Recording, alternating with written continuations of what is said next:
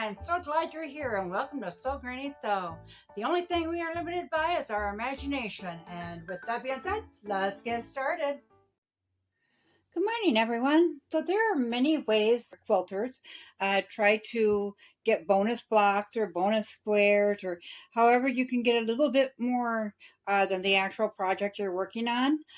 So I do a yearly quilt with mine. And in doing each project, I create one square. And I do it in the style of quilt as you go. It's not quite all the way quilted by the time I'm done. So I just take anywhere from an 8 to a 10 inch, because you could always cut it down if you need to, square of the 20 cotton poly batting, which is a nice thin, but it's still warm. And then I just take my scraps from my projects. So this is from the last 4th of July quilt we just did. That was going to be a table run and made into a quilt. So these are the pieces I have selected to use. So I do have a variety of them. So we'll start with sewing these little pieces together first because they are only 1.5 inch wide. So I'm just going to sew them together, put them right sides together, 1/4 inch seam allowance, and continue that. I'm not going to sew them onto the batting yet. I'm just going to do that on the sewing machine. So I will meet you over there. Okay, so I'm just going to bring them over right on my batting piece. That way I have them in the same order as which I will be sewing. So we'll just line up the first two. We'll sew these with a 1/4 inch seam allowance, and we will also be chain stitching.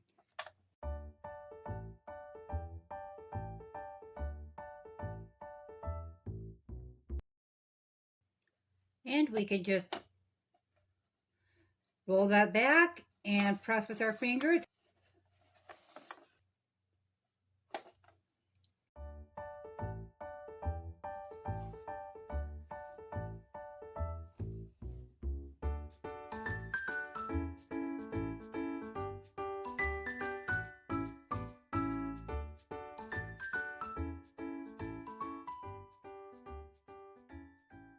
Have those assembled. I did keep an extra piece on hand just in case this does not reach once you get those seam allowances in there. It might get smaller than your actual block.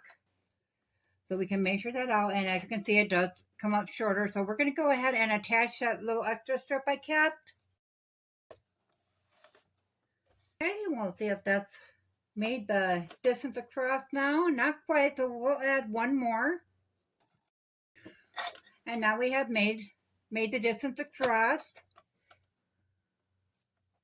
Go to the ironing station, iron this up flat, and then I will meet you at the cutting board. I'll flip this over and show you. We did iron the seams going all in one direction. This is the piece we're putting it on, so you can see it's going to hang over a little bit there. So I'm going to actually center that on that. And we are going to utilize these two. Yeah, so we'll put this one on first. So we're going to flip it. These are batik, so it don't matter. You can actually draw on these if you'd like. I am just going to line this up on my mat here to this line on each side, which is 1.5 inches in. So if you'd like, when you do that, then you're just going to line up the other one with the theme. And you can actually pin these in place if you'd like when you're going to sew them. I'll meet you at the sewing table and we'll get the square finished up. 1/4 inch seam allowance on this. And it won't catch the batting. However, if you use polyester, 100% polyester, it will catch that batting. So with that, you would definitely want a backing on this prior to doing these squares. And you don't want to stretch it. You just want to hold it in place while the machine takes it.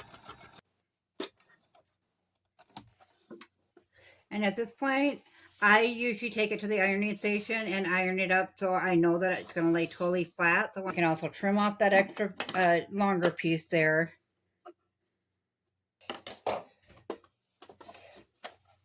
See how this piece is the crooked side and this side I lined up.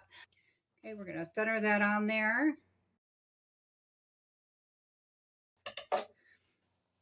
Okay, then we'll go ahead and get this ironed up. So maybe like an 1/8 inch. And that's just to hold the fabric down when I'm cutting. It also helps when you go to put the sashing in between them.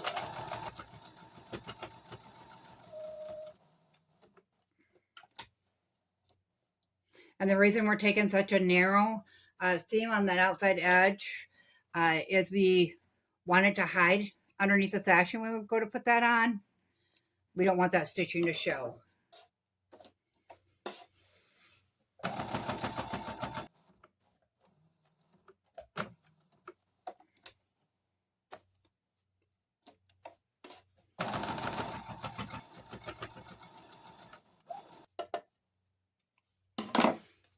Okay, and I will meet you over at the cutting table. So the sewing is now done on this. I really like how they turn out. They're so pretty when they're all done. So we'll trim up. I just go from end to end. We're not being exact right now for the simple fact that when we get them all done, one might not be the same size as all the rest. So I just trim them up and store them. At the end of the year, then I will put my quilt together. Quilt block for that one.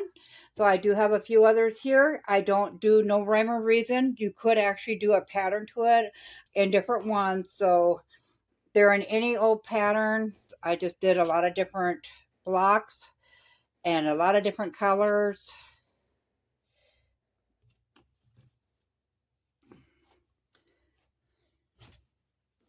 All projects I made this year.